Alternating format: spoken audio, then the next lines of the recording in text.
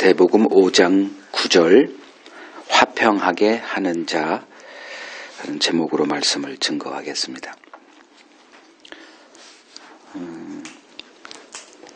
지금 성경이 증언하는 것이 무엇인지를 우리가 매 시간 이제 하나님의 관점으로 이제 살펴보고자 이게 노력하고 있습니다.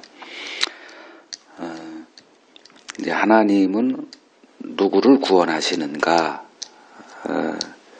성경의 증언을 보면 하나님은 창세전에 그리스도 안에서 택한 자신의 언약 백성들만을 구원하신다. 이것이 성경이 이제 증언하는 하나님의 구원입니다. 그러니까 하나님께서 정하신 때에 이제 그들을 찾아오셔서 이제 그들의 이름으로 부르세요. 그러니까 그물은 없다는 거죠. 이렇게 낚시 하나하나 이렇게 이름으로 부르신다. 옛날에 이제 선교학의 이론 가운데 이제 집단 이론이라고 있어요. 매스 이렇게 집단으로 뭐 마치 북한에서 하는 그 매스 뭐 카드 섹션 같은 거 있죠.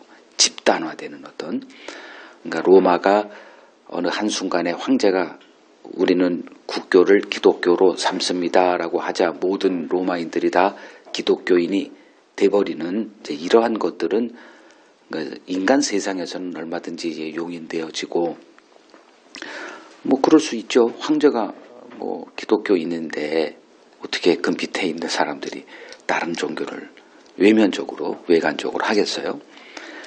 근데 이제 하나님의 구원은 그런 것은 없다. 그러면 이스라엘은 뭐냐? 이게 집단적으로 되고 그게 또 세습이 돼서 뭐 이렇게 되는 그런 것들은 어떻게 이해해야 되는가?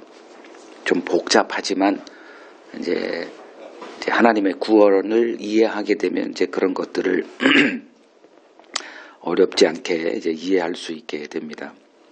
하나님이 이제 어떻게 우리를 구원하시는가를 이제 우리가 보자는 거죠. 요한복음 10장 요한복음 10장 3절을 보면 문지기는 그를 위하여 문을 열고 양은 그의 음성을 듣나니 그가 자기 양의 이름을 각각 불러 인도하여 낸다 이렇게 말합니다. 그러니까 이름을 부르는데 내 이름을 부르는 거 남의 이름을 부르지 않죠. 내 이름을 부르는데 그걸 못 알아들을 사람은 없다. 그래서 하나님의 부르심은 그것을 거부할 사람은 없다가 돼요. 그거를 이제 성경은 뭐라고 얘기하냐. 자기 양의 이름을 각각 불러. 그러니까 부르기 전에 주님이 우리를 뭐 한다라고 얘기할 수 있죠? 알고 있다라고 얘기가 되죠. 그러니까 우리는 처음 만난 사람을 어떻게 이렇게 모르죠. 모르는 상태에서 이렇게 만남이 이루어지는데 그 하나님은 그런 관계가 이제 그런 일이 없어요. 하나님은 아시고 오세요. 그래서 아시고 와서 알고 있기 때문에 이름으로 이렇게 부른다. 이름이라는 거는 알고 있다가 되는 거죠. 모르는데 어떻게 이름을 부릅니까? 이제 이게 무슨 뜻일까? 이제 성경의 총체적인 것들을 이제 한번 이렇게 살펴보면 미리 아신다 이제 이런 개념들이 등장해요.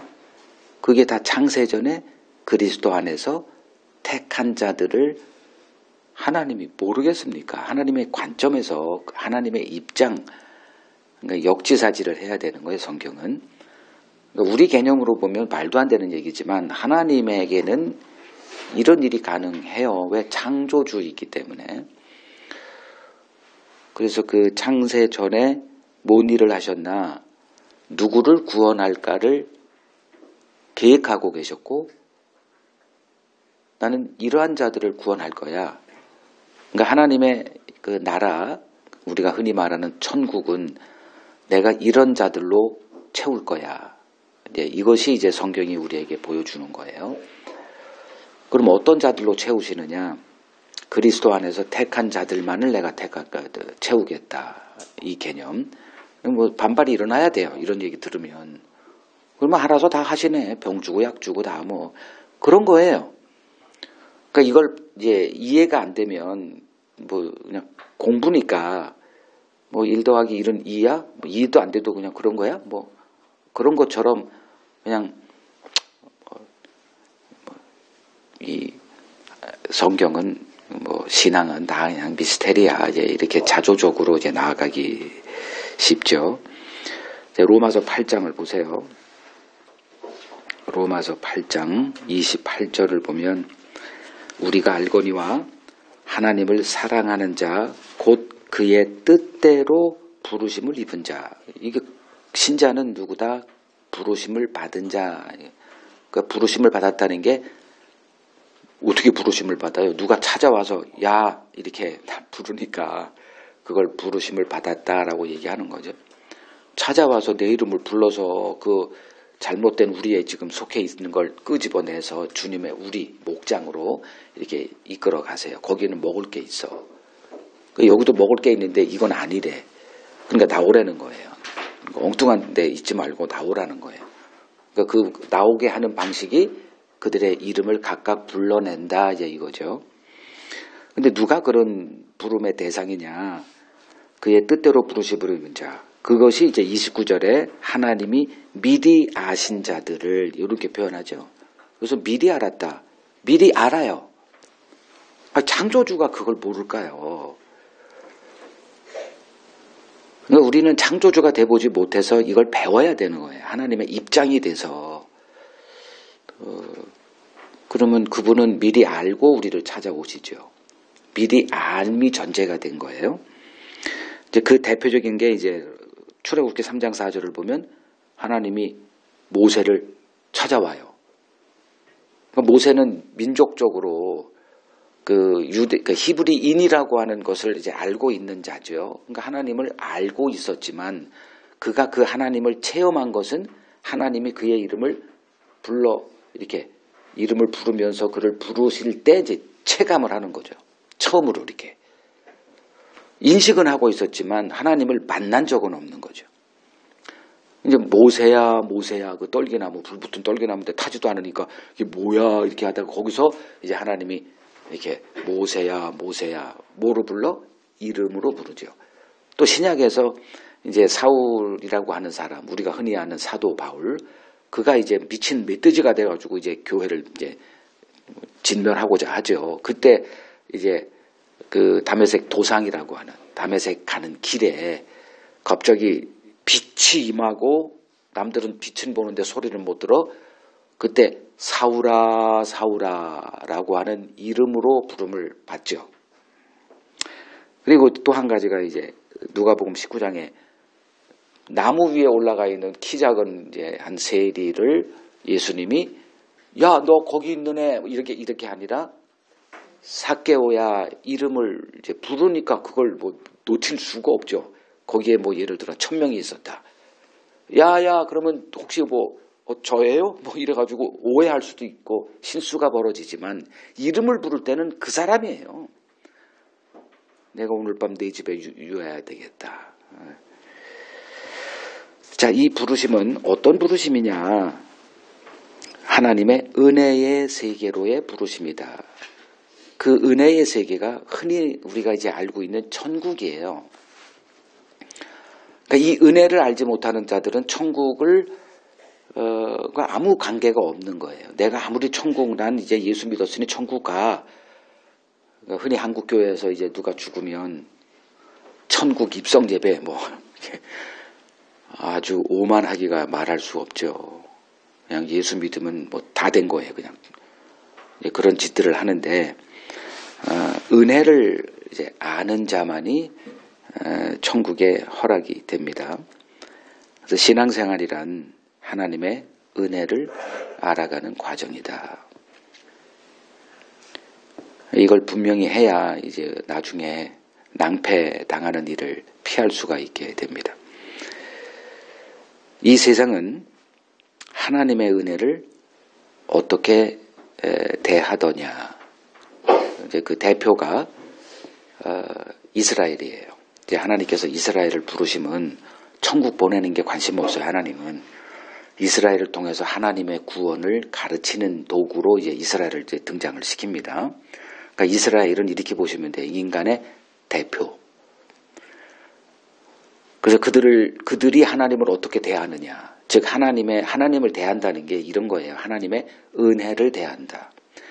그러니까 하나님이 이스라엘을 이제 이렇게 대할 때 뭐로 대하시냐면 은혜로 대하세요. 근데 그 은혜를 받은 이스라엘이 그 은혜를 어떻게 대접했느냐. 이걸 통해서 인간을 고발하세요. 그러니까 이스라엘은 누구냐?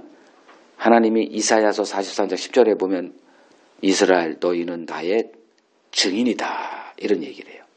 오늘날 우리 이제 교회 하면 다들 신자들이 증인 이 개념을 알잖아요. 이스라엘이 먼저 그렇게 부름받은 자들이에요.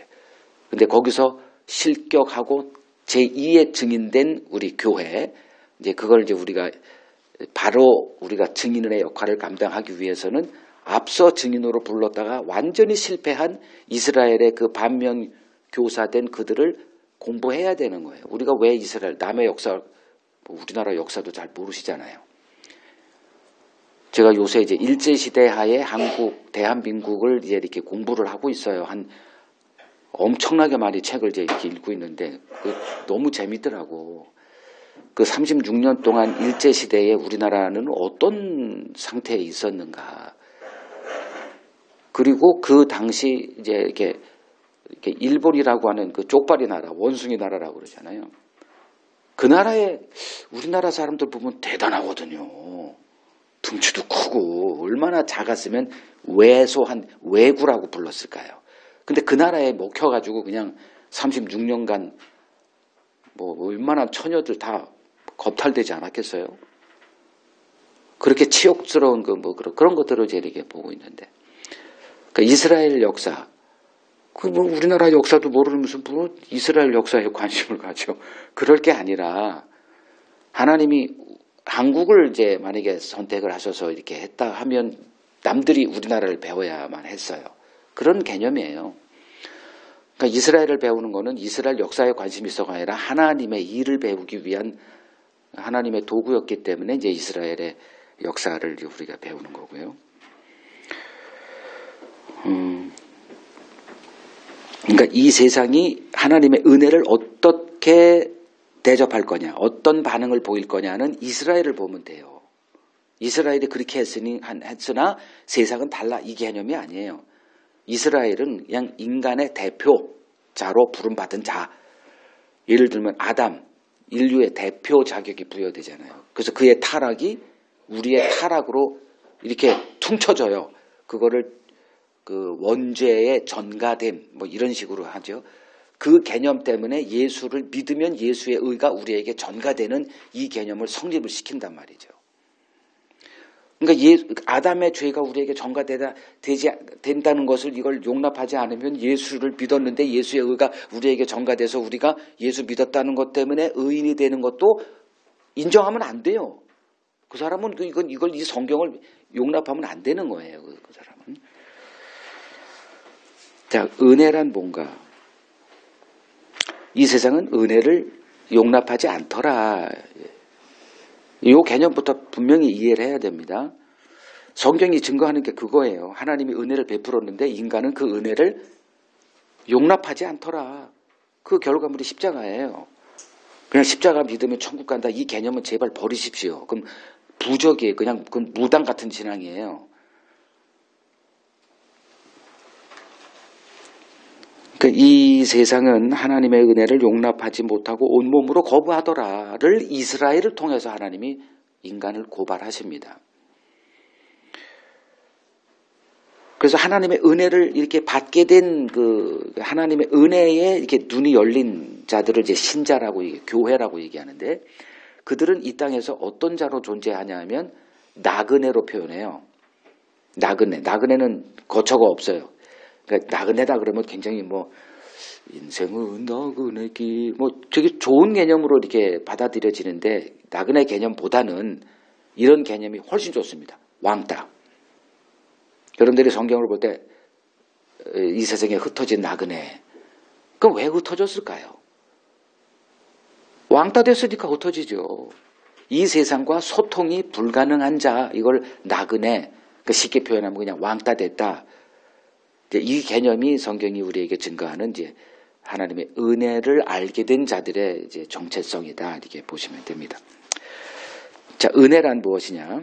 받을 자격이 없는 자에게 아무 조건 없이 주어지는 호의를 은혜다 얘기하죠. 이건 사전적 정의입니다. 그게 은혜예요. 받을 자격이 없어요, 우리는. 우리가 어떻게 천국에 들어갑니까? 우리에게 마땅한 곳은 지옥이죠. 근데 천국이 그냥 주어졌어요. 언제부터? 우리가 등장하기 전부터 주어졌대요.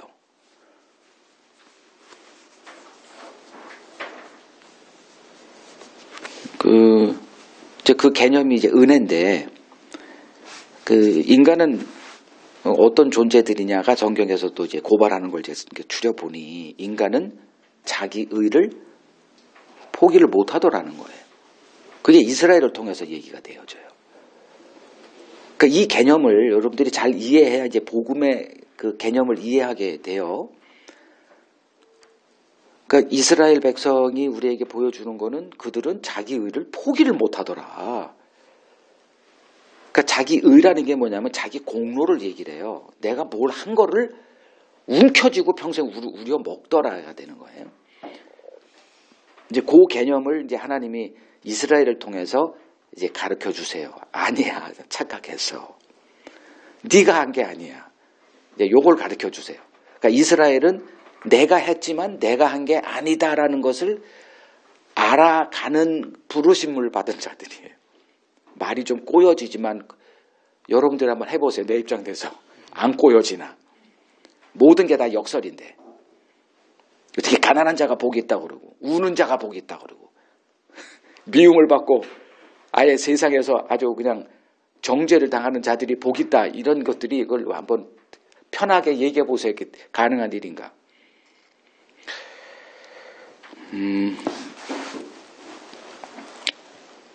그러니까 자기 의를 이제 이스라엘은 포기 못했기 때문에 망한 거예요. 이제 그걸 우리가 이제 반문교사된 이스라엘을 통해서 이제 배우면서 이거 뭔 일이래? 아니 왜 이런 일이 벌어지지? 하나님의 선민이라면서 왜 그들이 이렇게 망했대?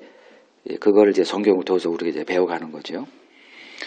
왜 포기를 못하나 그러면 그거는 충분히 이해할 수 있는 거예요. 포도원 품꾼 비유는 계속 제가 이제 우려 먹을 겁니다. 갈비탕 할 때 그 뼈 우려 먹듯이 하나님이 계속 이게 우려 먹어요. 그 포도원 품꾼 비유를 통해서. 그러니까 6시에 이제 일꾼으로 선발돼서 저녁 6시에 이제 임금 받을 때 그 사람들은 12시간 일했고요.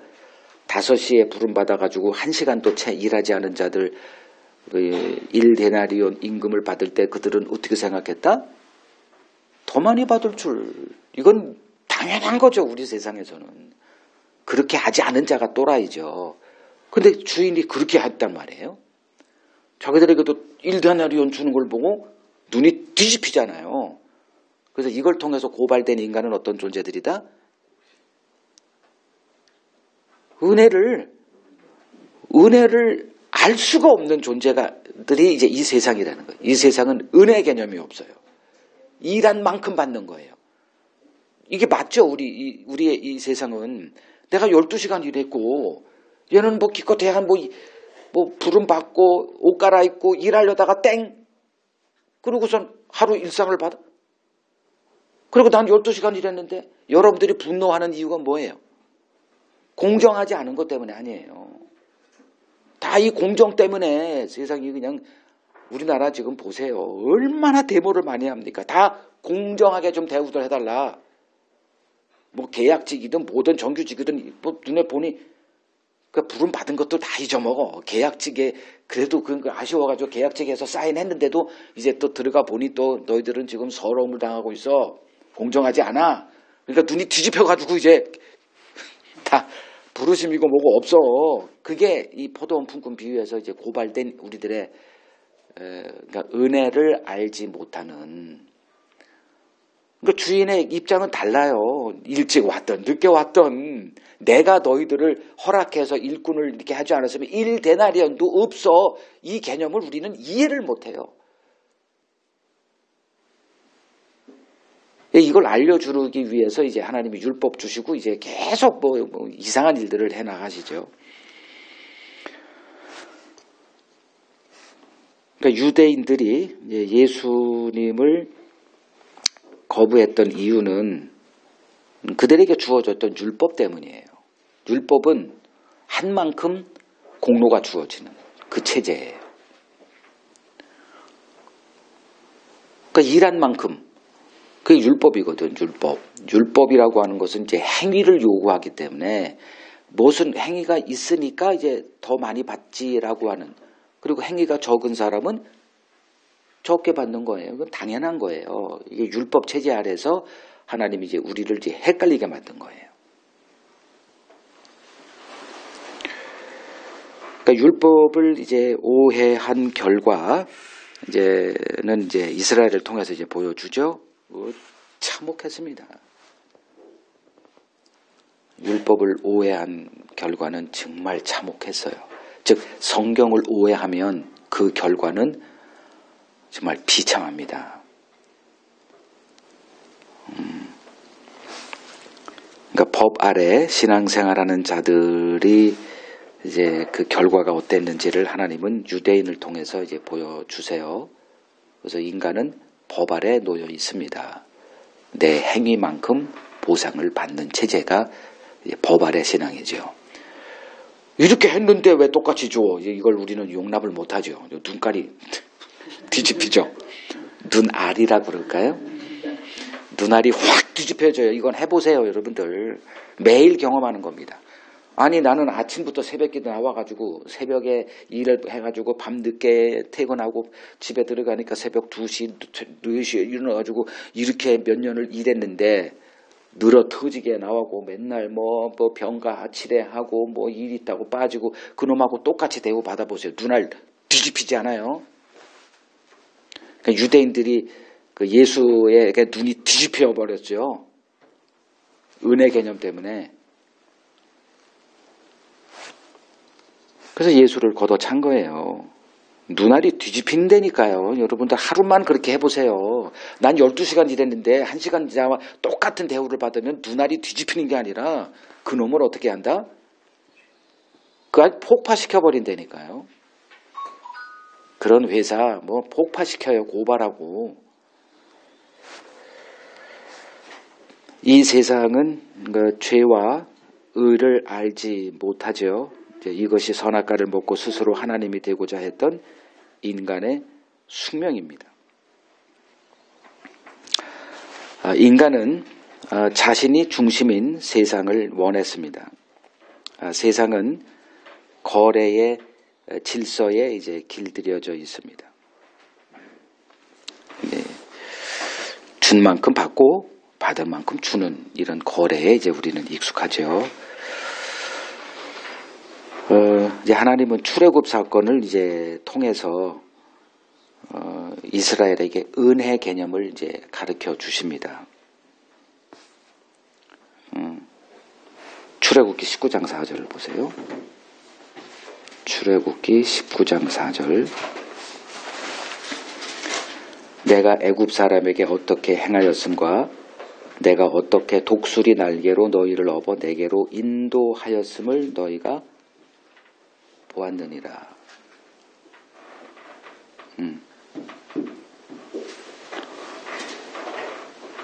그 이스라엘이 한 것은 그 하나님의 은혜, 그거를 독수리 날개로 업었다. 그래서 건져냈다. 이게 그렇게 이제 가르치세요.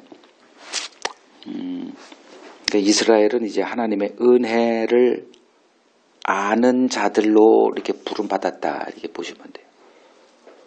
하나님이 어떤 일을 행했대? 내 일이 아니라 하나님이 뭘 했대? 이거를 이제 알아가는 부르심을 받아서 그들에게 이제 하나님이 율법을 주시고 그 율법 아래서 그들이 과연 율법을 지키는 자들일까? 하나님의 뜻을 행하는 자들일까를 이제 하나님이 알게 해 주시고자 이제 율법을 주셨는데 그들은 지켰다. 그러니 남들과 달라야지 이 개념. 그게 이제 이스라엘이 이제 오해하게 된 거죠.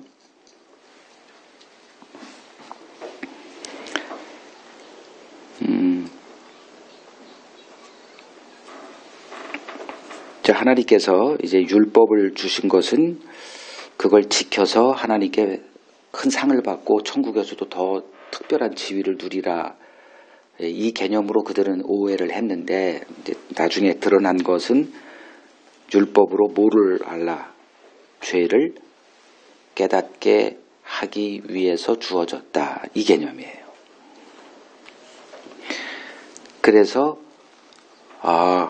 죄인인데도 내가 이러한 은혜를 받았으니 즉 하나님의 은혜를 아는 민족으로 이제 하나님이 이스라엘을 세우시는 건데 이제 율법의 그 의미를 오해했기 때문에 이제 이걸 푸니 삑사리가 났다 그러죠. 이제 하나님의 은혜에서 떨어지게 되는 결과를 맛보게 됩니다.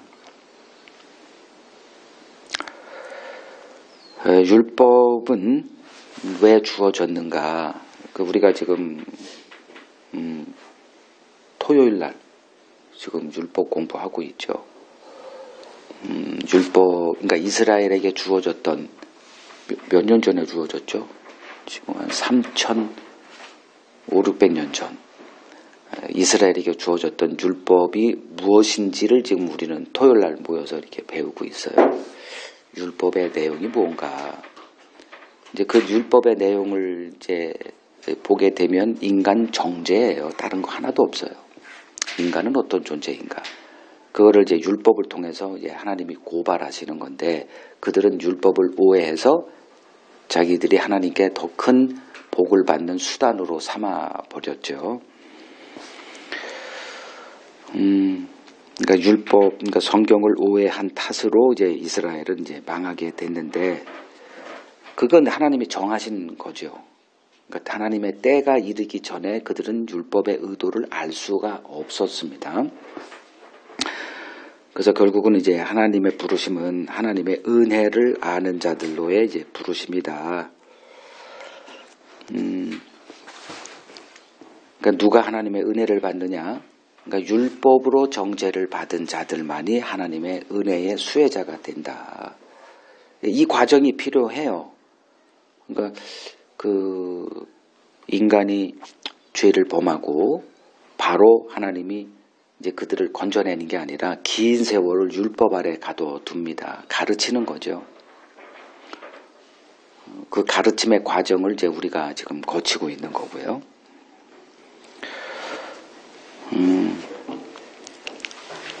그러니까 율법이 꼭 필요했느냐? 율법은 인간을 정죄하는 도구죠. 근데 그들은 의를 쌓는 도구로 삼아버린 게 유대인의 역사잖아요. 이스라엘의 역사고. 이제 율법 없이 이제 그리스도에게 나아가는 자, 이것이 이제 불법을 행하는 자들이다. 요한복음 10장 1절을 보세요. 요한복음 10장 1절. 내가 진실로 진실로 너희에게 이르노니 문을 통하여 양의 우리에 들어가지 아니하고 다른 데로 넘어가는 자는 절도고 강도다. 이렇게 얘기를 합니다. 그 문이 뭘까? 문. 그리고 2절. 문으로 들어가는 이는 양의 목자다. 이게 문. 이 문을 통해야만 이제 목자된 그리스도를 만날 수가 있어요. 그래서 이제 문을 통하여. 그러니까 문을 제대로 알아야 되는데 이 문을 오해하니까 이제 엉뚱한 그리스도가 등장을 하게 되는 계기가 되죠. 그러니까 율법 없이 그리스도에게 나아가는 자는 불법을 행하는 자다. 그러니까 예수의 부르심에 응답할 자는, 그러니까 예수의 부르심이 있죠. 부르잖아요. 여기서 이제 이거 예수가 이제 3절에 불러요. 자기 양들을. 이 부르심에 응할 자들이 누구냐? 율법의 문을 통과한 자들만이 예수의 그 부르심을 듣게 돼요. 그래서 율법을 예수 그리스도에게로 인도하는 초등교사다. 이렇게 얘기하는 거예요. 그러니까 이 과정이 필요하다는 거죠. 왜 이스라엘이라는 역사가 필요했느냐. 바로 예수를 보내서 십자가에 죽고 우리 죄 대신 죽어서 그냥 예수 믿으면 천국 가게 하지 않고, 그건 하나님의 관심사가 아니에요. 하나님의 관심사는 우리가 천국 가느냐, 그게 문제가 아니고 내가 택한 내 백성들이 이 하나님의 은혜의 경륜을 아느냐 모르느냐, 그거예요. 여러분들 자녀 키워보세요. 다들 뭐 그냥 뭐 훌륭한 저택 고생하지 않고 하는 뭐 그런 자녀 능력이 되면 하고 싶잖아요. 뭐하러 그렇게 생고생을 하고 그냥 직장에서 상사들에게 그냥 진따 듣고 와가지고 그냥 서러워하고 술 취고 들어오고 뭐 이런 일들.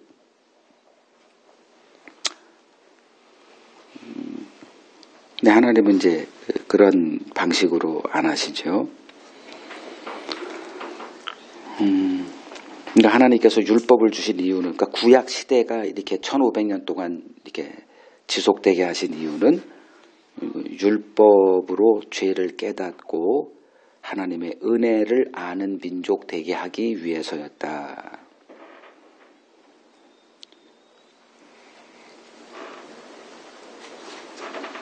그 율법은 정죄의 역할로 주어진 거죠. 그러니까 율법의 정죄를 받은 자만이 이 하나님의 은혜를 이제 알 수 있기 때문입니다. 그러니까 율법 없이 그리스도에게 나가는 자, 이것을 이제 불법을 행하는 자다.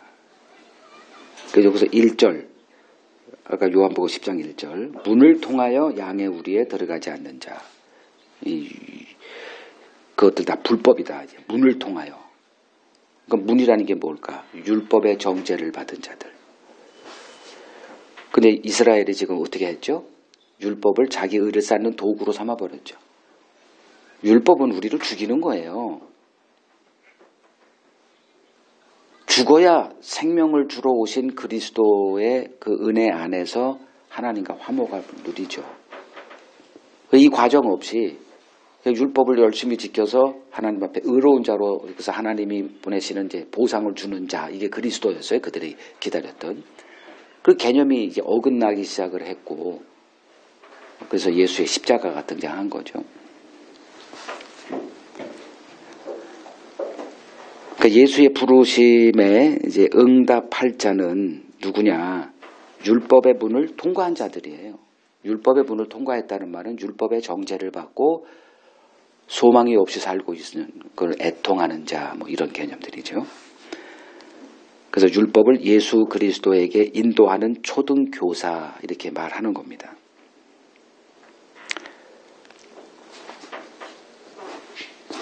그러니까 율법에 이렇게 한번 그 늪에 빠져서 그 과정을 거치게 한 거예요. 그래서 구약이 필요했다. 그러니까 은혜를 주기 위한 도구가 율법이다, 이거죠.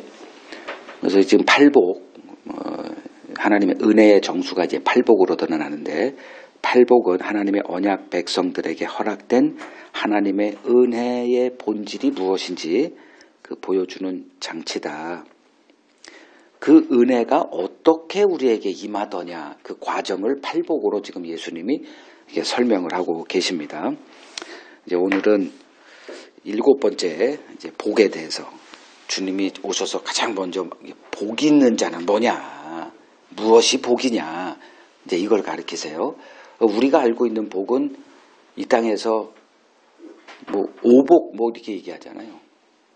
무슨 오복이 뭐예요? 뭐 건강의 복, 자녀의 복, 물질의 복, 뭐 장수, 뭐 성공의 출세의 복, 뭐 여러 가지 뭐 그런 건데, 그 하나님은 이제 이 땅에서 사는 우리들에게 복이 무엇인지, 진짜 복이 무엇인지를 이 팔복을 통해서 이제 우리에게 가르쳐 주시죠. 그 중에서 이제 7번째 복 보겠습니다. 자, 마태복음 5장 9절 같이 읽죠. 화평하게 하는 자는 복이 있나니 그들이 하나님의 아들이라 일컬음을 받을 것임이라. 누가 복이 있다? 화평하게 하는 자가 복이 있대요. 그럼 그들이 뭐라 이제 칭함 받느냐? 하나님의 아들이라는 칭함을 받게 될 것이다. 우리가 아는 하나님의 아들은 예수님을 말해요. 근데 우리가 예수님과 동급이 되는 경우가 이제 벌어지는 누구? 화평하게 할 때. 화평하는 자의 그 일을 행할 때 그들을 하나님의 아들이다. 이렇게. 그럼 화평하게 하는 자, 피스메이커, 평화를 이루는 자, 평화를 만들어내는 자. 참 좋은 말 아니에요? 화평하게 하는 자. 그럼 이제 화평하게 하는 자란 누구일까에 대한 주님의 견해로 이제 우리가 이걸 알아내야 되는 작업이 우리에게 주어져 있죠. 자, 여러분들은 화평하십니까? 그러니까 화목하십니까? 이런 단어를 쓰죠. 여러분 가정은 화목하십니까? 그러니까 맨날 싸운다 그러면 화목이 없죠. 뭐만 하면 그냥 막 서로 으르렁거리고 뭐 얼굴도 쳐다보지도 않고 뭐에 불만이 가득하고 이제 맨날 그러잖아요. 그냥 불화가 아주 상수가 돼버린 가정. 그러니까 이제 그게 지옥이니까 서로 이제 그런 변수를 이제 없애죠. 그 대표적인 게 서로 말하지 않는 겁니다.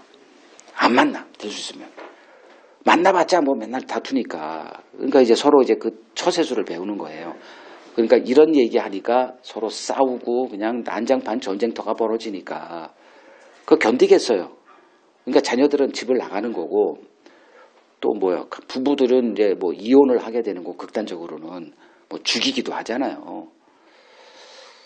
그러니까 화평한 삶을 원하죠. 화목한 삶을 누구나 다 친구 관계든 무슨 관계든. 근데 그게 말같이 되나? 안 되거든요.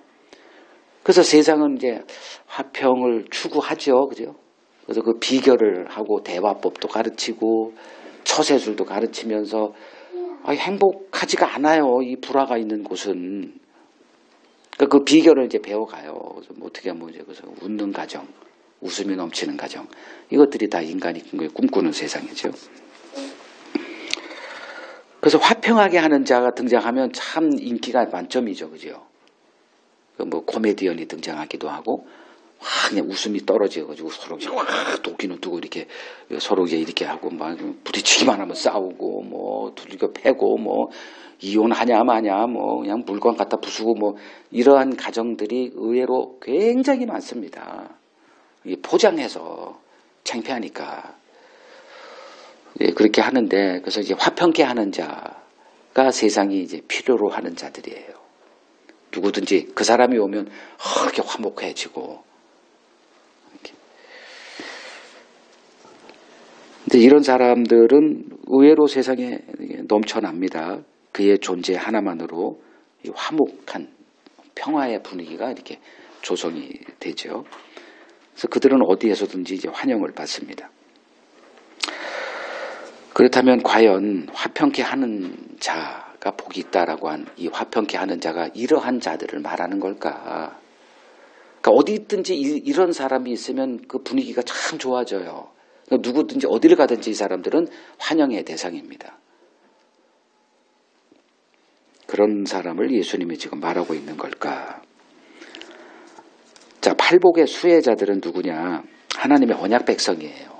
그들에게 이 복이 주어집니다. 내가 뭘 해서가 아니라 그냥 주어지는 복이에요. 지금까지 우리가 다 그걸 배웠죠. 마음이 가난한다. 아무것도 의가 없어. 내 안에 의가 없다. 이렇게 생각하는 사람이 존재할까요? 이건 하나님의 손길이 임하기 전에는 불가능한 거예요. 어떻게 하면 자살합니까? 자살은 내 의가 입증이 안 되기 때문에 분노 가운데 그걸 입증하는 마지막 최후 수단이 자결이죠. 그리고 유서 하나 딱 남기고 이제 복수를 하잖아요. 나를 인정하지 않은 이 거지 같은 세상. 뭐 누구 하나 다 죽여놓고 이게 뭐 이렇게 인간은 자기 의를 포기를 못하는 자들이에요. 그게 인정받지 않을 때는 이제 분노에 사로잡히지요. 내가 이렇게 살았는데 왜 날 인정하지 않아? 왜 날 못 알아줘?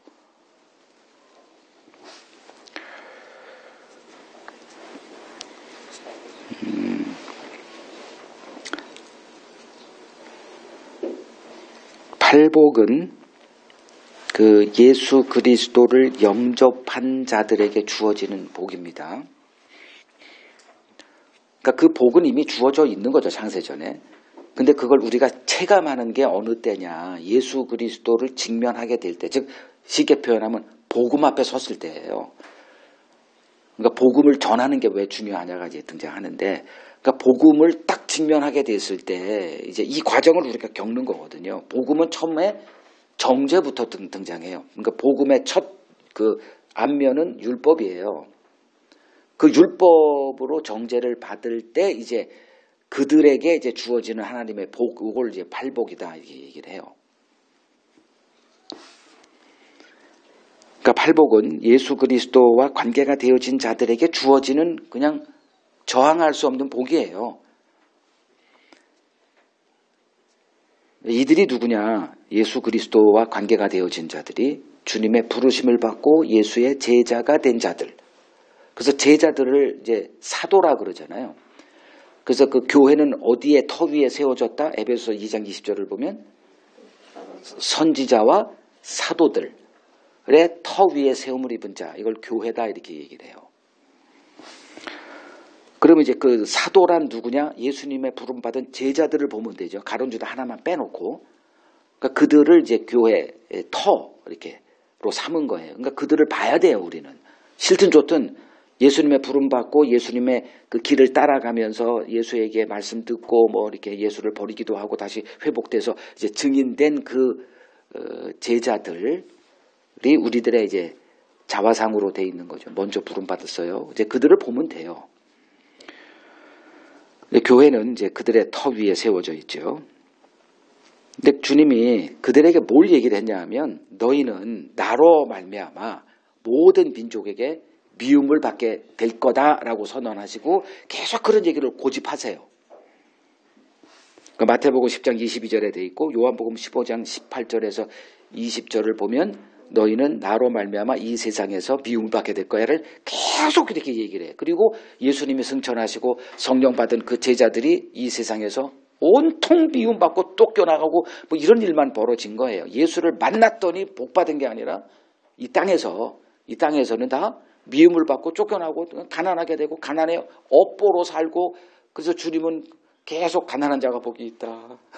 애통하는 자가 복이 있다. 우는 자가 복이 있다. 계속 이런 얘기를 쏟아부은 거예요.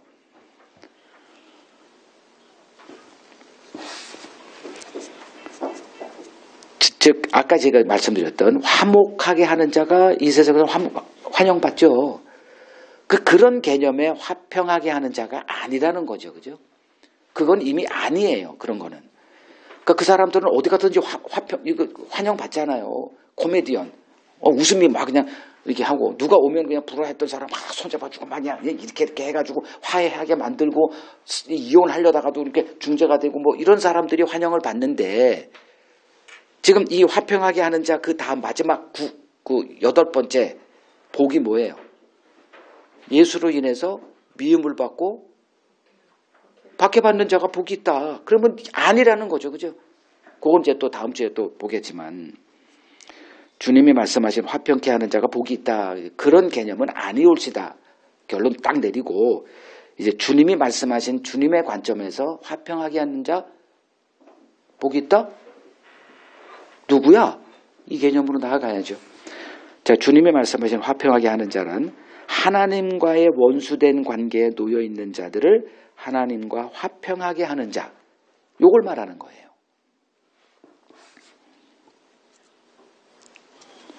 그러니까 하나님과 원수된 자, 죄인들이죠. 그러니까 죄인이어야만 하나님과 화평이 성립이 되죠. 그러면 죄인임을 드러내는 자가 누구냐? 이게 전제가 돼야죠. 죄인임을 알지도 못하는 자가 하나님과 화평했다? 그게 바로 예수 그 십자가를 부적같이 여기는 자. 예수 믿으면 천국 가. 그래? 나 예수 믿어. 이런 거. 그리고서 이제 퉁치고 이제 교회 생활 열심히 하고 이제 교회에서 인정받는 자로 이제 세워지는 그 과정, 이 기독교라고 하는 이 세계로 가는 거죠.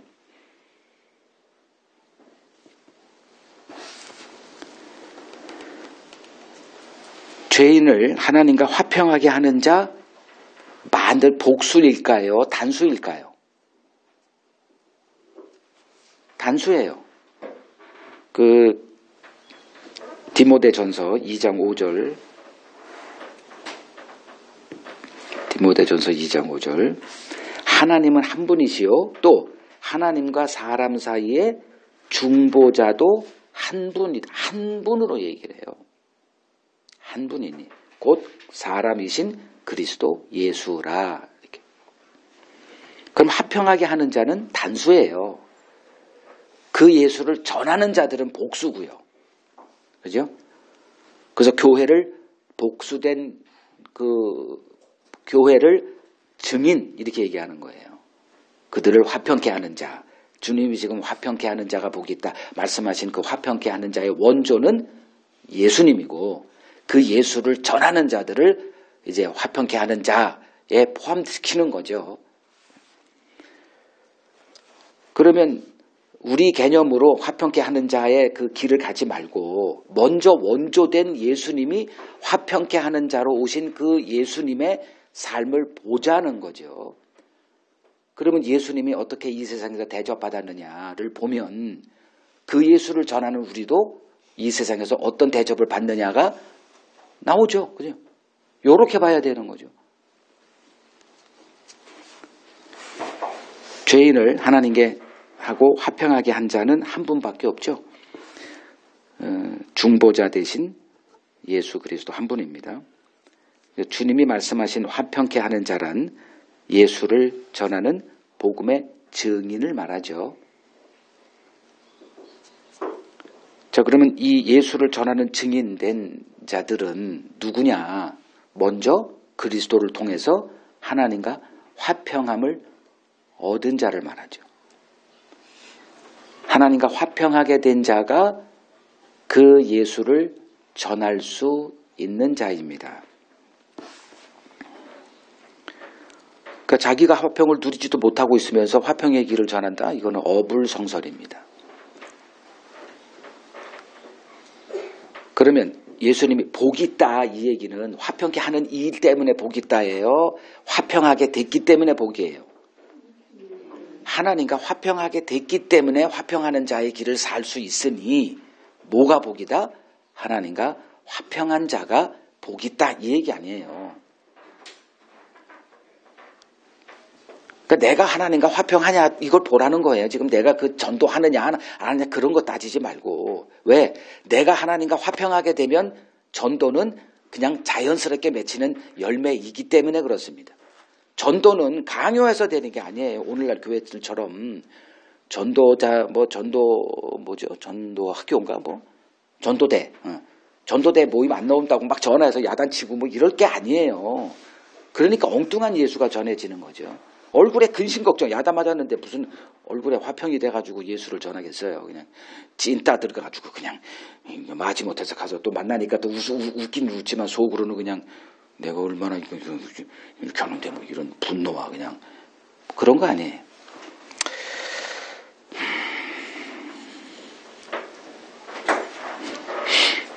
세상 사람들은 어느 때 마음의 화평을 누릴까요? 기본적으로 돈이 많으면 화평이 하게 됩니다. 그래서 돈을 신이다 하나님이다 이렇게 얘기하는 거예요.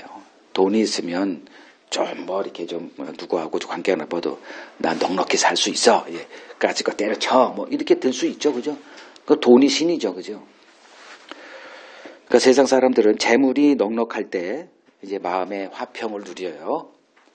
그러면 이 개념이라면 돈 주면 화평이죠, 그죠? 화평케 하는 자. 그냥 갑자기 그냥 로또가 탁탁 그냥 복지 뭐 이렇게 해서 뭐 한 달에 뭐 100만 원씩 준다. 그러면 그냥 화평하게 하는 자예요.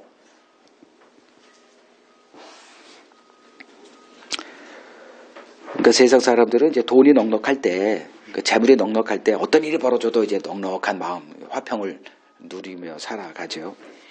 그래, 신자는 누구냐? 그거로 화평되는 게 아니에요.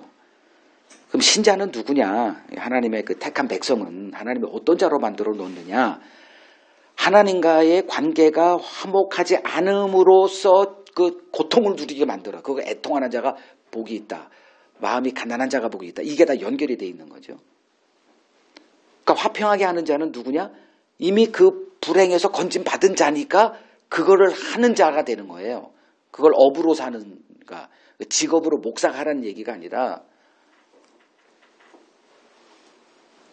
그 하나님과의 화평의 길을 그걸 누려본 자니까 자연스럽게 그걸 하는 거예요. 그 기쁨에 겨워서 뭘 이걸 뭐 억지로 뭐 이걸 도장을 안 찍으면 교회에서 목사님께 찍히고 나 장로도 안 되고 뭐 권사도 안 되니까 하는 그런 짓거리가 아니라 그냥 자연스럽게 나오는 거예요. 왜 그게 여러분들이 영화 홍보를 돈 주고 합니까? 그건 미련한 방법이에요. 그건 차선책이고 제일 좋은 방법은 영화를 재밌게 만들면 되죠.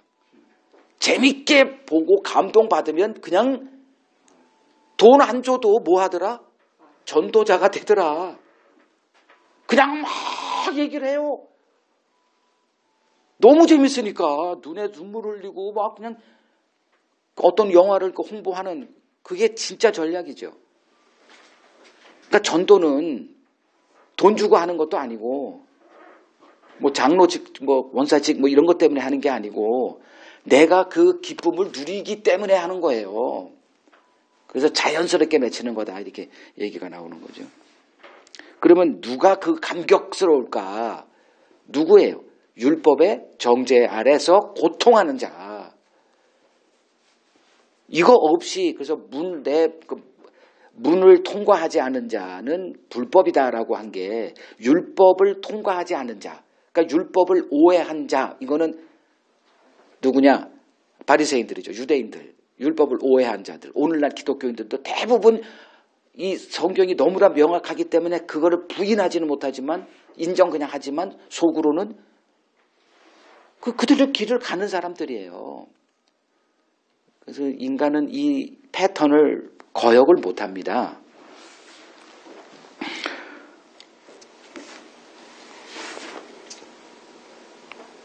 그 신자는 누구냐?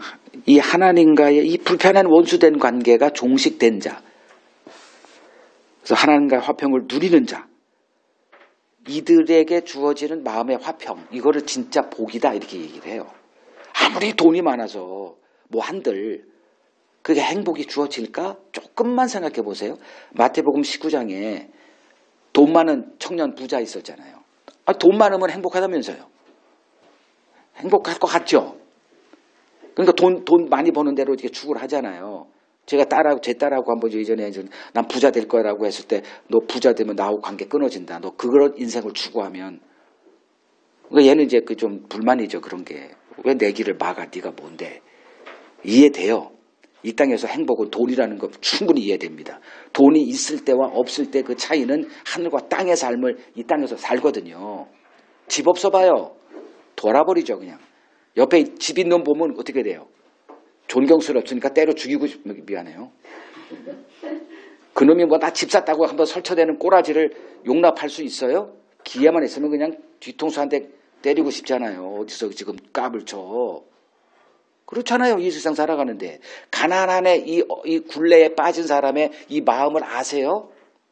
가난함에 이 처량한 신세를 있다고 자랑할 것도 아니에요. 마음의 화평인가 이게 문제지. 그러니까 돈 많은 이놈은 있는 게 돈밖에 없어. 근데 문제는 이게 걸렸네 이게 율법 아래에서. 그러니까 예수라는 자를 또 기껏 찾아와. 이미 선생들은 널려나는데도 그러니까 예수님을 또 찾아와서 영생을 얻으려면 뭔 선한 행위를 해야 되느냐. 이 걸려버렸어 이게. 지가 착하지 않으니까. 그랬더니 예수님은 율법을 들이대잖아요. 그건 어렸을 때 다 한 거예요. 근데 내 마음속에 화평이 없어서 찾아온 거 왜 그걸 그따위 말을 해요. 그 뻔한 얘기를. 그러니까 예수님이 이제 걸렸죠. 율법에 걸렸죠. 그거 다 포기하고 다 가난한 자 나눠주고 날 따라와. 그게 영생 얻는 길이야. 그러자 어떻게 머리를 극적이며 근심 가운데 갔다잖아요. 뭐 때문에? 돈은 또 포기 못해. 돈은 많아. 근데 화평이 있던가요? 아니잖아요. 그럼 우리가 삶을 조금만 살아보면 이 정도 형이상학적이라고 말할 것도 없어. 철학이라는 말 꺼내지도 않아도 그냥 누구든지 다 경험하는 것들이에요. 그냥 무식을 빙자해가지고 모른 척하지 마세요.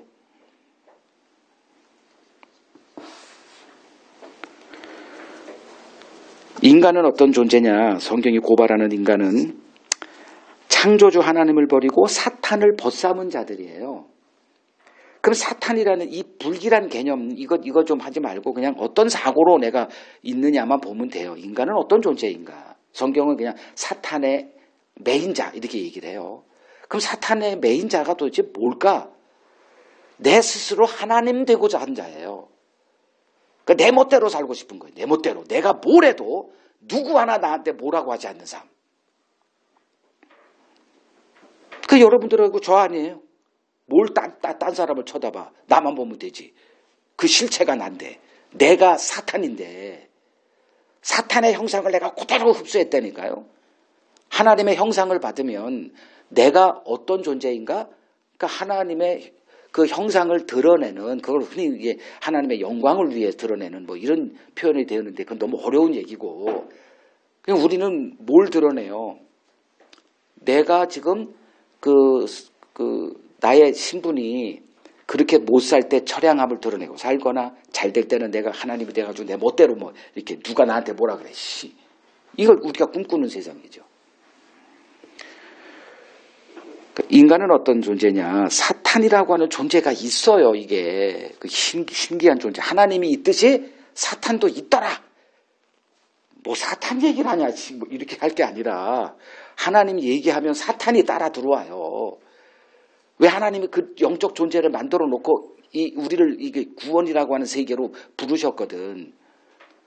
그러면 사탄의 존재를, 그러니까 사탄을 우리가 벗삼았잖아요. 하나님을 버려버리고. 그럼 사탄을 벗삼은 우리는 어떤 존재인가 고발되는 게 성경이에요. 너희는 이런 존재야. 그러니까 인간은 어떤 존재냐. 그걸 이스라엘을 통해서 가르치세요. 자, 이스라엘은 어떤 존재냐면 이사야서 1장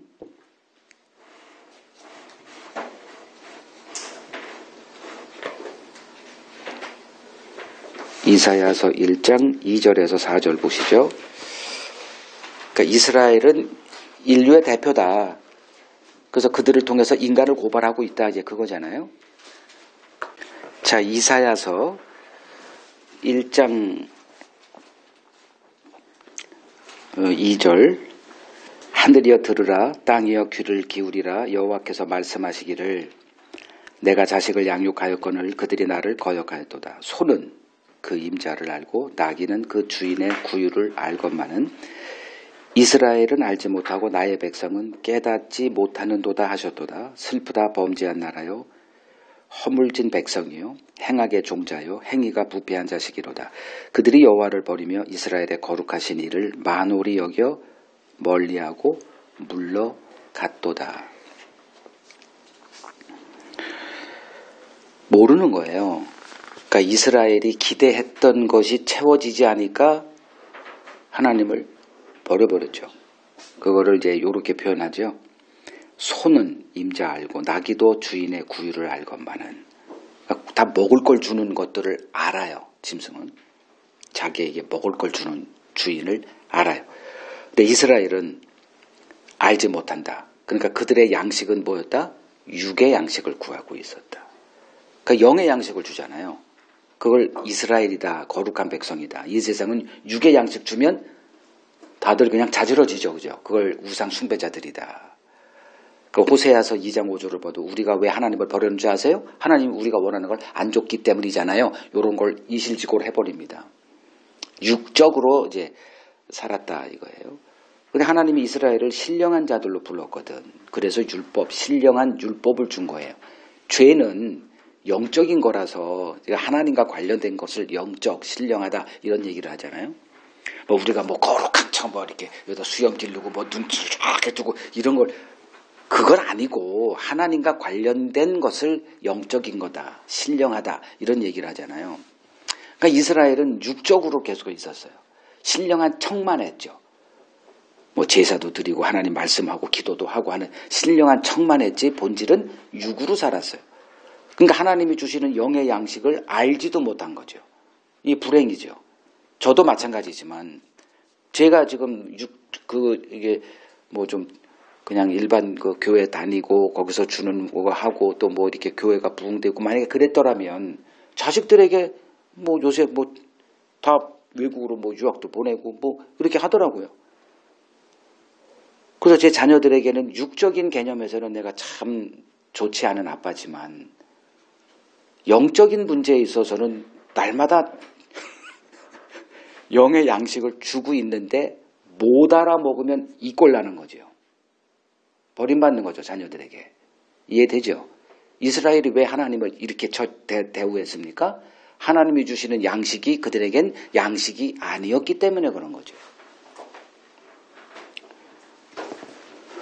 그들의 화평이 있을 수가 없죠. 그들의 화평은 뭐예요? 돈이 많아야 화평인데 뭔 소리 하고 있는 거야 맨날. 그냥 이런 원망과 불평이 이제 말라기서에서 폭발해버리고 구약은 끝이 나요.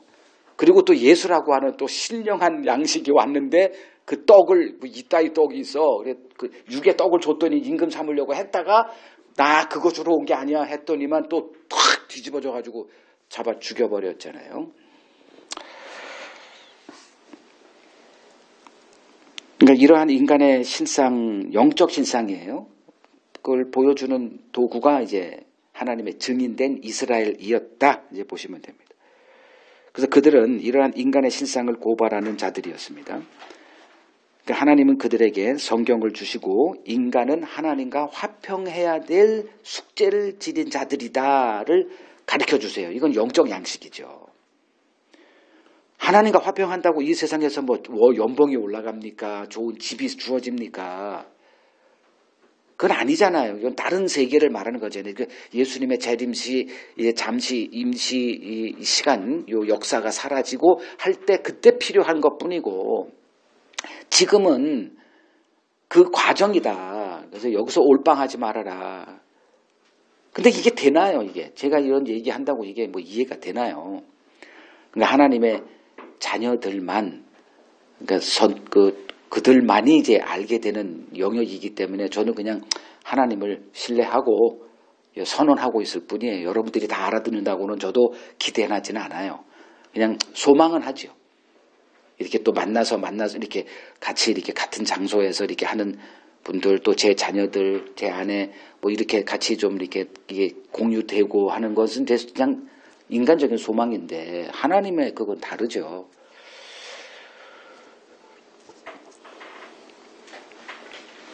인간은 언젠가 하나님의 심판대 앞에 서야 할 운명되어진 자들입니다. 언젠가 하나님 앞에 서야 돼요. 이걸 피할 수가 없습니다. 인간이란 독특한 존재이기 때문에 이게 하나님의 형상대로 지음받은 인간이 피할 수 없는, 거부할 수 없는 영원한 숙명입니다. 언젠가 하나님 앞에 서야 돼요. 그 작업을 하나님이 지금 하고 계시거든요. 이 역사 가운데. 그런데 세상은 이런 일에 관심이 없죠. 그게 육신으로 전락된 인간의 이제 모습이죠. 죽음 이후의 세계에 아무도 관심 없습니다. 그게 뭐가 됐든 뭔 상관이 있어. 지금 내가 천국을 사느냐 지옥을 사느냐 지금 결정하자는 거예요. 이러한 그 인간에게 주님이 찾아와서 이 영의 비밀을 알려주세요. 하나님의 일을 알려준단 말이에요. 그 첫 번째 작업이 마음이 가난한 자 된 실상을 보여주는 거예요. 그리고 나서 이제 애통에 가고 온유함이 되고 의에 줄이고 목마른 자 되고 긍휼한 자가 되어지고 뭐 이런 과정을 쭉 거치게 되는 거죠.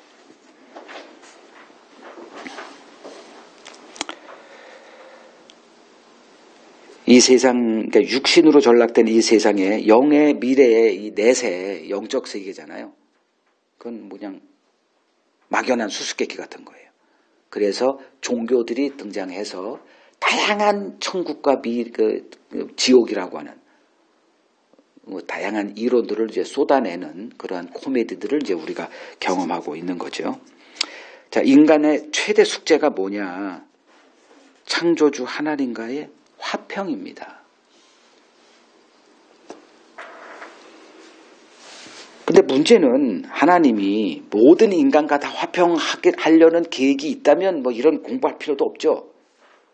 근데 그렇지가 않으니까 문제예요. 하나님은 모든 자와 화평할 의도가 없어요. 미안하지만. 그러니까 미국이 북한하고 우리가 막 문재인 대통령 그때 시절에 미국 트럼프 같은 괴물 같은 놈한테 그냥 온갖 노벨상 받을 겁니다. 뭐 온갖 이렇게 뭐 아양을 떨면서 정말 우리가 볼 때도 너무하다 싶을 정도로 할 힘이 없으니까 어떻게 해요? 당사자가 미국하고 이건데 북한은 우리 당사자로 여기지도 않잖아요. 발가락에 때만큼도 안 보는 게 우리 남한이에요. 미국도 마찬가지고. 그러니까 어떻게든 간에 그 트럼프 같은 문재인 시절에 또 대통령이 그 사람을 어떻게 업고 그냥 어떻게 이렇게 하려고 발버둥 쳤는데 북한은 뭐 우리의 그거에 관심도 없죠. 미국하고에만 그거 되니까. 그러니까 인간의 최대 숙제는 하나님과의 화평이에요. 언젠가는 서야 되기 때문에 그래요. 이건 피할 수 없는 운명이에요. 근데 하나님은 모든 사람과 화목할 의향이 없어요. 없다니까? 그러니까 누구하고만 화목하냐?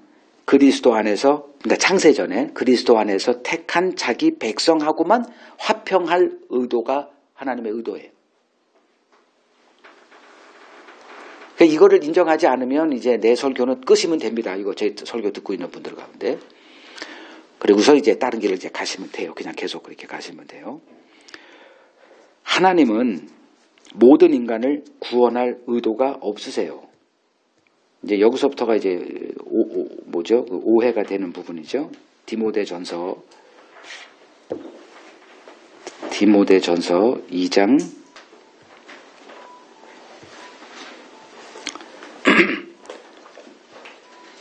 4절을 보세요.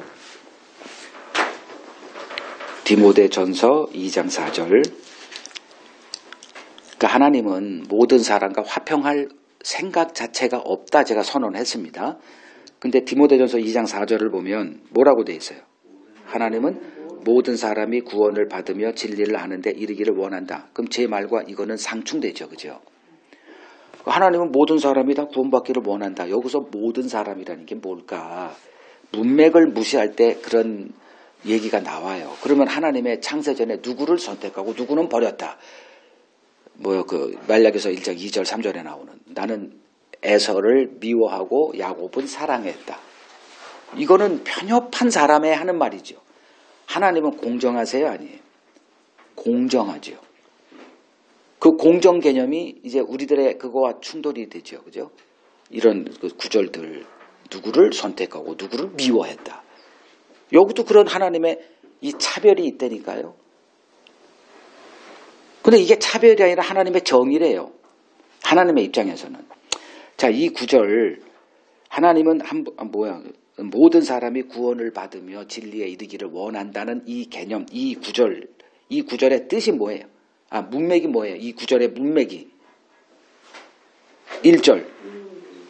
내가 첫째로 권하는 모든 사람을 위하여 간구와 기도와 도구와 감사를 하되 누구까지 포함시켜라? 임금들, 높은 지위에 있는 자들. 그러니까 임금과 높은 지위에 있는 자들에게서 지금 이 서신이 쓰여지고 있는 교회가 어떤 걸 대접받고 있어요? 박해를 받고 있잖아요.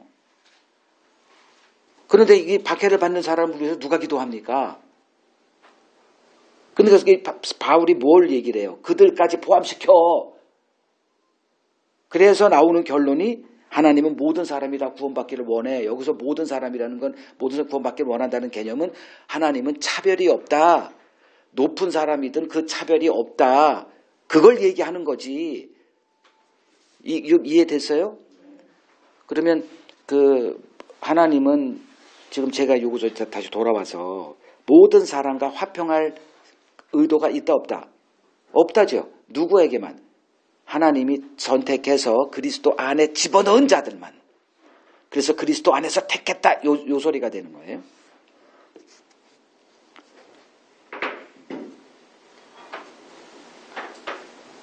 하나님은 이 선택이라는 방식으로 하나님의 구원의 경륜을 극대화하세요.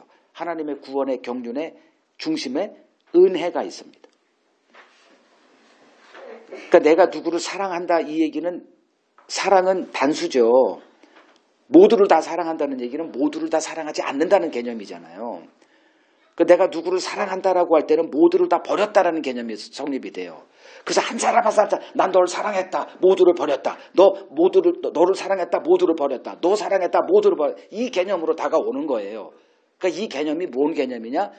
은혜를 극대화하려는 하나님의 경륜이 담겨져 있는 거예요. 모두 다 선택해서 너 쟤도 사랑했고 너도 사랑했다. 그러면 그게 뭔 사랑이야, 씨. 그렇죠? 그러니까 이제 이 솔로몬이 1000명을 사랑할 때 관계를 여자들하고 할 때 뭐 사랑한다는 말 하지 않았겠어요? 그러니까 그 말은 뭐예요? 쇼하고 자빠졌네. 이렇게 들었겠죠. 좀 똑똑한 좀 정신이 있는 사람이라면 나만 사랑하는구나. 이게 사랑인데.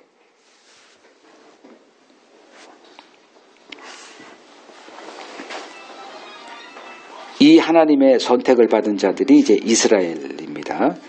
그 이스라엘은 7,000명이라고 하는 그 하나님의 선택수, 그 은혜의 경륜을 가리키는 그 숫자, 그 숫자에 포함되는 거예요.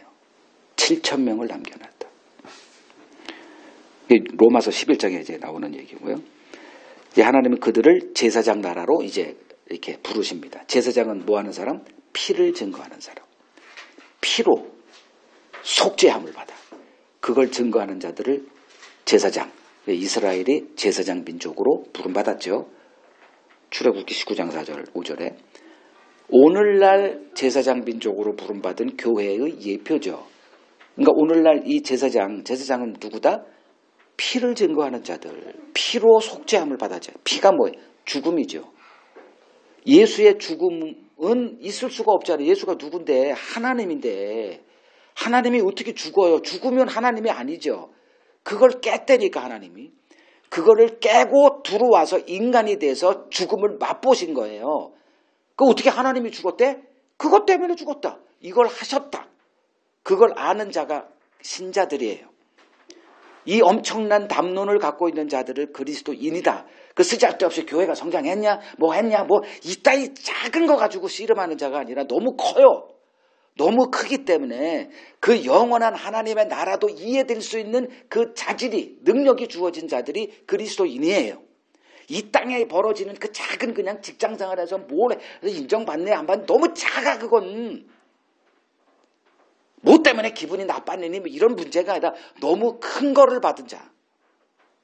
이 큰 거를 담았기 때문에 증거하지 않고는 못 견뎌서 뭐 직장도 때려치고 뭐 하는 사람들을 그리스도인이라고 이렇게 부르는 거예요. 이 제사장 민족으로 부름받은 이스라엘에게 하나님이 이제 피로 하나님과 화평하게 되는 걸 계속 가르치죠. 그냥 온통 피 얘기뿐이에요. 피, 오로지 피입니다. 피를 먹지 마도 가르치고 온통 피 얘기예요. 그 피로 등장하신 분이 예수님 아니에요. 피로 그리스도의 피로 속량함을 얻었다가 되잖아요. 그 이스라엘은 그림자인 율법을 통해 하나님과 화평을 누린 자들이에요. 우리는 그 그림자의 실체이신 그리스도를 통해서 하나님과 화평을 누린 자들입니다. 그러니까 정도가 달라요. 화평을 누렸다는 것만큼은 똑같아요. 짐승의 피로 얻어서 주고 하나님과 화평을 누렸던 그리스도의 피로 화평을 누렸던 똑같지만 질이 다르잖아요.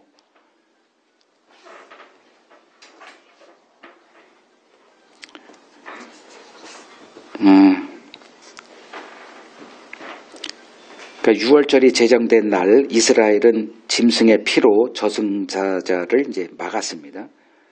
그때 피를 알지 못하는 애굽인들은 무방비 상태로 저승사자를 직면해야 했습니다.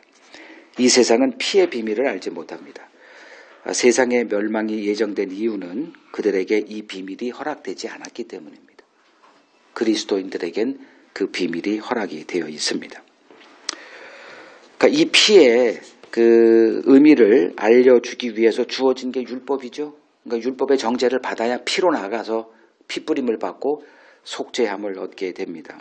그런데 인간은 이 율법을 자기 의를 삼는 수단 삼았기 때문에 그 자들이 이제 이스라엘이고 유대인들이었죠. 그 이스라엘, 그 다음에 유대인, 그 다음에 조금 더 나가서 천주교인, 1000년 동안 천주교인밖에 없었잖아요. 그리고 종교개혁이 이제 벌어지고 기독교인이라는 자들이 또 등장합니다. 근데 그들이 갔던 패턴이 있어요. 다 율법을 자기 의로 삼는 그 길은 포기하지 않고 가더라. 그래서 인간은 의를 포기하지 못하는 존재들이다가 되는 거고요. 이제 복음이 등장해서 이제 그 율법 언약의 실체가 보여지고 이제 복음에 서게 됩니다. 자, 화평케 하는 자가 복이 있다. 그들이 누구라 칭함을 받는다? 하나님의 아들이다라고 하는 일컬음을 받게 된다. 이렇게 얘기합니다. 그러니까 예수님의 삶은, 그러니까 하나님의 아들은 누구예요? 예수님이잖아요. 그러니까 예수님의 삶이라 칭함을 받는다. 그러니까 우리가 어디로 부름받았다? 예수를 알아가는 그 부르심으로 이제 부름받은 거예요. 그래서 우리들의 관심사는 예수가 어떤 삶을 살았는가. 그러니까 하나님의 아들이다. 그러니까 예수인데 우리가 그 예수가 된다고 하니까 그럼 예수가 어떤 삶을 살았어로 우리를 이끄세요. 그럼 예수님의 삶은 어떤 삶이냐? 화평케 하는 자의 삶이었어요. 처음부터 끝까지 예수님의 삶은 화평하게 하는 자의 삶이었어요. 그 결과물이 이제 십자가로 등장했고요. 그러니까 우리는 우리의 부르심을 보니 첫 부르심이 마태복음 4장 19절이에요. 뭐로 부르십니다? 사람을 낚는 업으로의 부르심이에요. 그러니까 천국 가자 이게 아니에요. 그건 종교에서나 가능한 얘기고 주님의 경륜에서는 우리가 뭐다? 화평하게 하는 자. 즉 예수를 전하는 증인으로서의 부르심이다. 그거예요. 그게 사람을 낚는 어부죠. 그 부르심으로 이제 제자를 불러요. 근데 제자들이 그 부르심을 이해하나요? 일도 이해 못했죠. 그냥 누가 더 큰 자냐, 천국에서 누가 더 큰 자냐, 이것만 가지고 씨름을 하다가 3년 세월 허송했어요. 근데 주님이 포기했느냐? 안 했죠. 포기 안 했죠. 찾아왔죠. 3번 부인한 베드로를 다시 회복시켜요. 그리고 양들을 맡깁니다. 처음에 불렀던 사람을 낚는 어부, 즉 화평하게 하는 자의 그 부르심을 하나님은 한 번도 잊어버린 적이 없어요. 우리의 부르심, 지금 이 모임 이런 것들 다 과거에 우리가 율법교회에서 거기서 이렇게 하면 복 받는지 이런 삶, 그리고 지금까지 이런 모든 것들이 다 어디로 수렴이 되느냐? 화평하게 하는 자로의, 즉 예수님의 삶으로의 수렴이 되는 이 하나님의 뜻이 있다라는 거예요. 이걸 놓치지 말라는 거죠. 주님이 우리를 부르셨을 때 뭐 천국 보내줄게가 아니라 뭘 한다? 나를 따라오라 그랬죠. 그 신앙생활은 뭐냐? 주님의 삶을 그냥 그대로 흉내내는 거예요. 그걸 예수를 알아가는 자들에게만 나타나니까 예수의 삶이 뭐였지? 알아보니까 화평하게 하는 삶이었다. 그 화평의 첫 번째 길이 뭐다? 정죄하는 거였다. 그래서 너희가 나로 말미암아 모든 민족에게 미움을 받고 죽임을 당할 거다. 이 개념이 성립되는 거죠.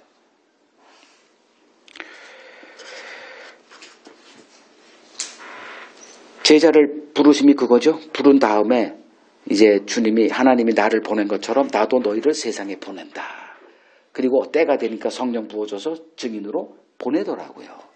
이 부르심을 하나님은 이 계획을 한 번도 수정하거나 철회한 적이 없습니다. 우리들의 길은 바로 그 부르심이다. 무슨 부르심? 화평하게 하는 자의 부르심이다. 세상에서 이렇게 화목하게 하는 자가 아니라 하나님과 원수되어 있는 인간의 이 본질적인 것에서 건져내서 하나님과 화평하는 그 길을 보여주는 자. 그래서 예수를 전하라는 겁니다. 예수의 삶을 보여주는 삶. 이들을 주님이 보시고 복이 있다. 그러니까 우리들의 삶의 최대 관심사는 뭐냐? 예수 그리스도를 아는 지식에서 자라가는 것. 이 복 놓치지 않기를 간절히 부탁합니다. 성경에서 예수 그리스도를 찾아내세요. 그래서 그거를 복음의 그 수단 삼으세요. 시간 낭비하지 마시고 이 땅에서 뭐 올인하려고 하지 마시고